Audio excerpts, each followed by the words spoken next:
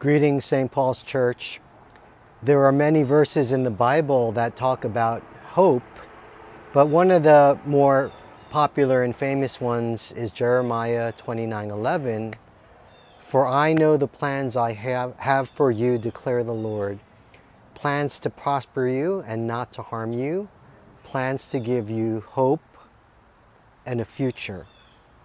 Plans to give you hope and a future.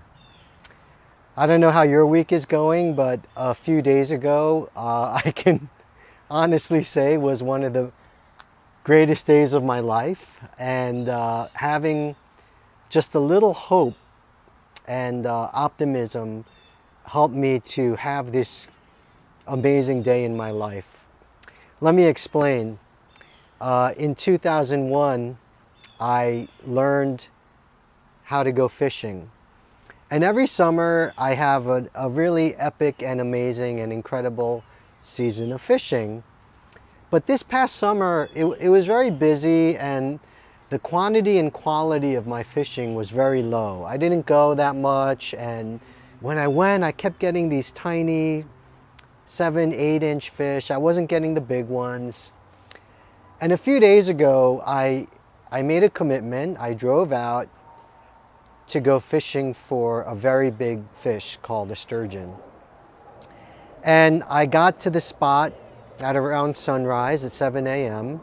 A really nice guy I know named Nigel met me there. We set up camp, and it was quiet. There was no action. There was no bites. There was no nibbles. There was no indication that the fish were there and that they were going to bite. And I kept looking at my watch, and I kept thinking, maybe I should leave. Maybe I should go. And I was losing hope, any hope of catching that fish. And a few times, Nigel, a British guy with a strong accent, said, "The fish are there. The fish are there. You know, we just have to be patient. I know the fish are there." And he was more local to those waters. And so I just kept staying, kept doing, following the directions, doing what I was supposed to do, playing by the rules. And at around 10:15, I got my first and only bite of that day. I was going crazy because when that lure started moving, I knew it was huge. I was so excited. I was so scared of losing it because I knew it was a big one. I kept screaming at Nigel, "What am I supposed to do? What am I doing wrong? Should I let it let more line out? Am I going to snap the line? Should I reel it in?" Like, I was screaming, jumping, and following his directions. My adrenaline was so high I could only hear half of what he was saying. And I'm very happy and proud to say I landed the biggest fish of my life. It was a sturgeon that was over 5 feet long and over 50 pounds.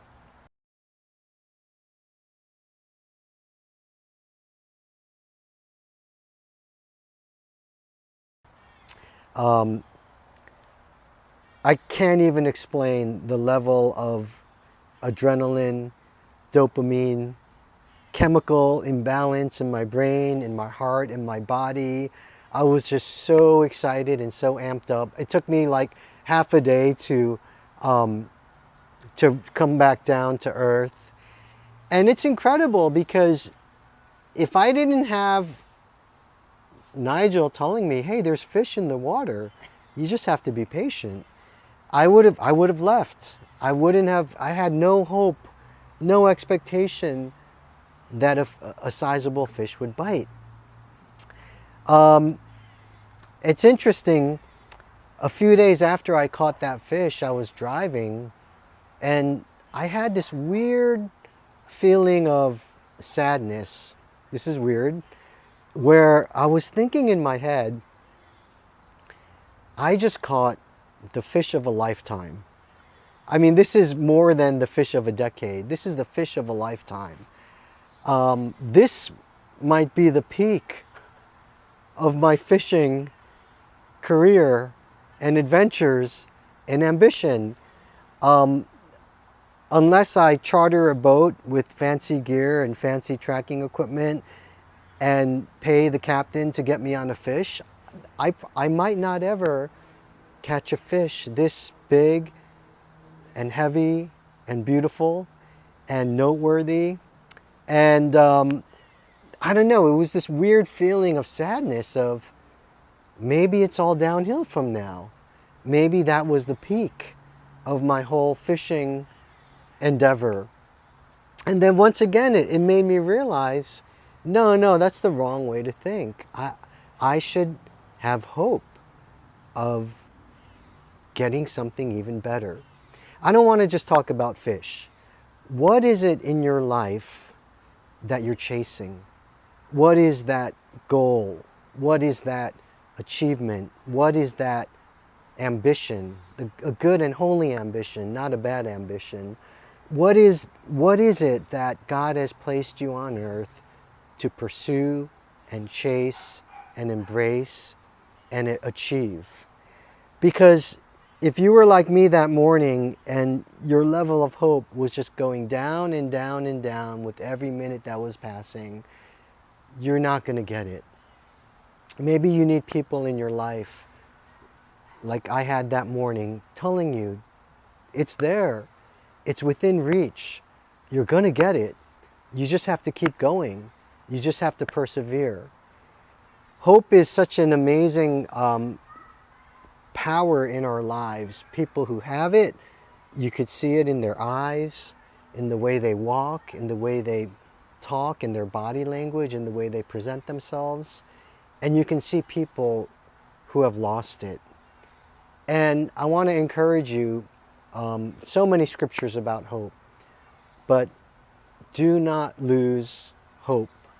I know some of the challenges you and I are facing seem so ridiculously huge, and our hope goes down and down and down. But do not lose hope. Keep that hope, keep that faith, pursue God, and I really believe great things will come to you. Thank you for listening to this week's video. Thank you for letting me share my fish story and my bragging rights. I'll try not to talk about fishing, or I'll try not to brag about these things in future devotionals. Thank you for giving me this opportunity, and looking forward to seeing you on Sunday.